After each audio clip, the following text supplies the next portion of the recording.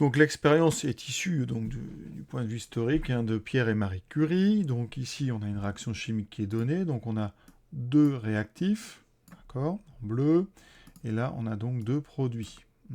L'idée, c'est que eh bien, l'expérience étant été faite, on a donc les masses des deux réactifs, ici, du premier et du deuxième, et on a un peu plus bas, donc les deux masses des produits. Voilà, donc on connaît finalement les masses qu'on a au départ et les masses qu'on a à l'arrivée.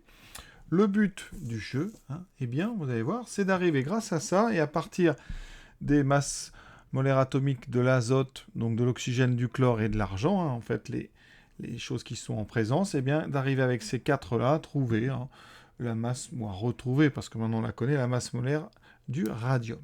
Donc, on va pas avoir grande mathématique là-dedans, mais quand même. Donc, la formule qui est en jeu, c'est la formule qui permet de calculer la masse molaire. Alors, la masse molaire, je l'ai écrite en bas, on va la noter grand M évidemment, c'est la masse divisée par le nombre de moles. L'unité, c'est donc gramme par mole, ou gramme point mole moins 1, d'accord? Donc en haut, c'est la masse en grammes, en bas, c'est la quantité de matière, donc en mole. Vous voyez, c'est une formule, on va, cette formule la traficoter dans tous les sens, parce qu'elle va nous servir plusieurs fois.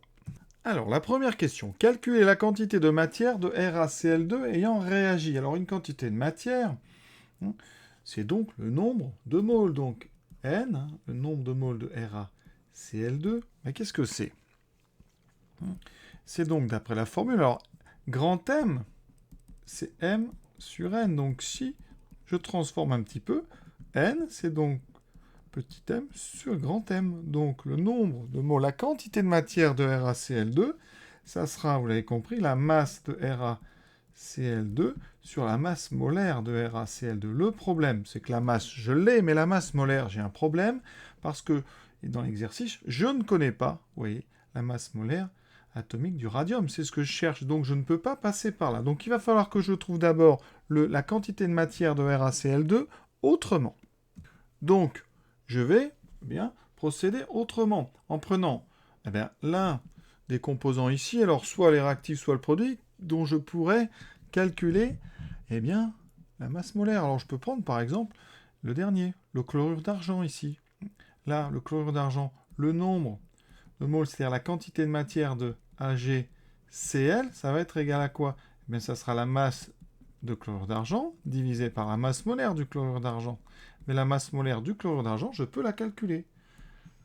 Parce que la masse molaire de AgCl, c'est donc la masse molaire de Ag plus la masse molaire de Cl. D'accord? Donc la masse molaire de l'argent, je l'ai ici, je vous les ai mis. Donc c'est 107, on va être assez précis, 107,9, plus le chlore ici, on va prendre 35,5. Je vais ajouter les deux. Et là, j'ai donc la masse molaire du chlorure d'argent. Et je trouve, vous voyez, 143,4. Alors, 143,4, c'est donc grammes par mole. Autrement dit, une mole pèse 143,4 grammes. Avec ça, vous voyez, je vais pouvoir déterminer la quantité matière de AgCl en faisant la masse. Donc la masse d'AgCl, on vous le dit, c'est 0,10654, ça c'est une donnée, divisée par ce que je viens de trouver, la masse molaire, 143,4. Ça me donne, vous voyez, donc, alors, 0, on va garder, donc là on a gardé 5 chiffres après virgule, enfin on nous a donné 5 chiffres, je vais en garder 5, donc je vais garder 0, donc c'est des fois 10 puissance moins 4, donc 1, 2, 3, 4, et donc je vais garder 0,00074, donc mol. À noter que j'aurais pu aussi calculer la quantité de matière de AgNO3, c'est-à-dire du nitrate d'argent. Ici, sa masse molaire, c'est donc une fois la masse molaire de Ag, donc 107,9, plus une fois la masse molaire de N, donc de l'azote, qui est 14, plus 3 fois la masse molaire de l'oxygène, donc 3 fois 16.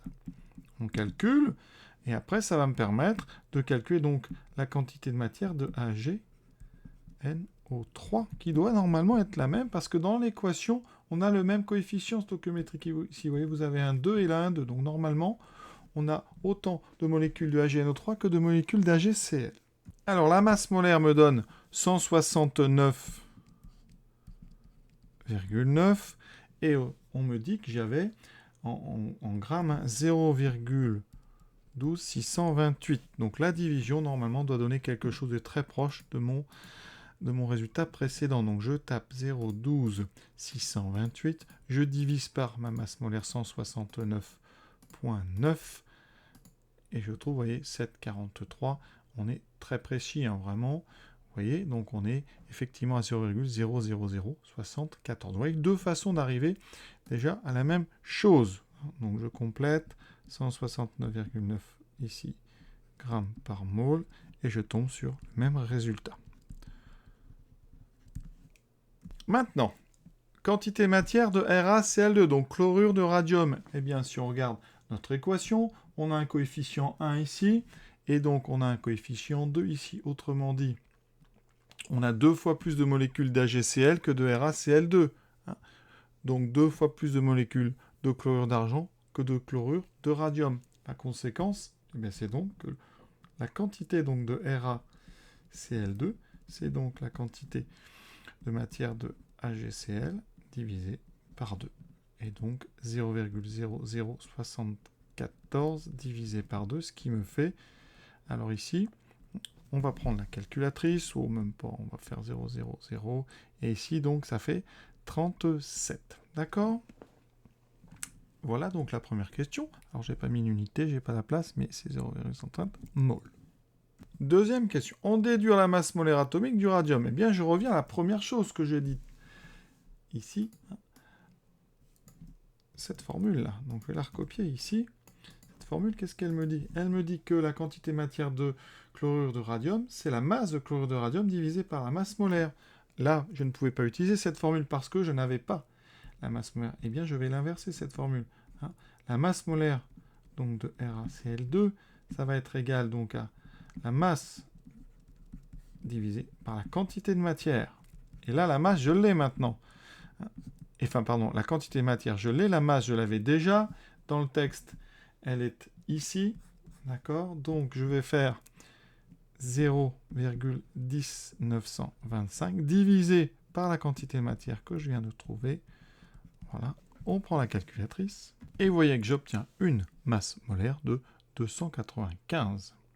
On va mettre donc 0,3, on va garder 295,27, donc 0,3 grammes par mole. Ça, c'est pour notre chlorure de sodium. Alors, qu'est-ce qu'on va faire avec ça?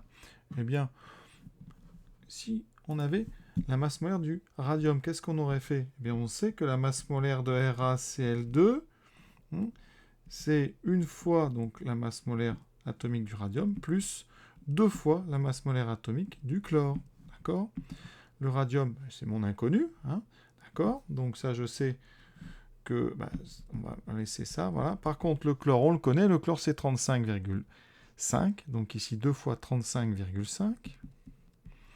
Et j'obtiens une petite équation parce que ça, je sais que ça doit faire 295,3. Et vous voyez, eh bien, on a une équation, une inconnue. On va trouver la masse molaire atomique du radium. J'obtiens donc la masse molaire du radium, qui est égale à 295,3 moins 2 fois 35,5, qui fait 71. 290 moins 71, ça fait 220, donc il me reste 224,3. Donc grammes par mole, donc voilà, hein, avec cet exercice qu'on peut sortir. Alors, quelle est la vraie valeur? Alors, on est tombé à 224,3, la valeur, c'est 226, donc on n'est pas loin du tout. Alors, c'est lié évidemment, à la précision des mesures, à la précision de nos calculs. Où est-ce qu'on aurait pu être un petit peu plus précis? Alors, ici, dans notre 0,00074, peut-être qu'on aurait pu garder un petit peu plus de chiffres après la virgule. On va regarder ce que ça aurait donné. Le premier calcul que j'ai arrondi, c'était celui-là, là où j'avais indiqué 0,00074. Si j'avais gardé ça, en divisant par 2, j'obtenais ceci. Ensuite, je faisais ma division 0,10925 divisé par ma réponse, donc voilà. J'avais donc ma masse molaire, vous voyez, elle est plus faible. Hein, et ensuite, j'enlève 71, et j'obtenais un peu moins. Donc, vous voyez, on est un petit peu plus loin. Donc, le problème, hein, évidemment, comme dans tous ces exercices, hein, dans toutes ces expériences, eh bien, c'est la précision de la pesée. Hein. Donc, on peut imaginer qu'on n'était pas assez fiable, et donc on est quand même sur une valeur qui est pas loin de la vérité, hein, quand même. Donc, c'est déjà pas mal du tout d'arriver à ça. l'exercice est donc à présent terminé. Donc vous voyez l'intérêt quand même. Alors, il n'y a pas beaucoup de mathématiques là-dedans quand même, mais ça reste malgré tout purement du calcul, hein. On a des calculs de masse molaire, hein. C'est donc juste des additions de différentes masses molaires atomiques. Ensuite, vous avez une formule importante, hein, qui permet comme ça de calculer une des trois quantités quand on connaît les deux autres. Donc il faut savoir, hein. Donc ici, eh bien, la transformer. Donc nous, on a utilisé la première. On a utilisé ici, en faisant une petite inversion, n égale m sur m, évidemment. Hein, vous aurez besoin des fois de la troisième. La masse, c'est bien la masse molaire multipliée par la quantité de matière. Donc ces trois formules-là, il faut savoir passer de l'une à l'autre très rapidement. C'est juste, hein, vraiment ce qu'on a besoin de savoir mathématiquement pour réussir ces exercices. Voilà, j'espère que ça vous a plu. Je vous souhaite une bonne fin de journée à tous, à bientôt.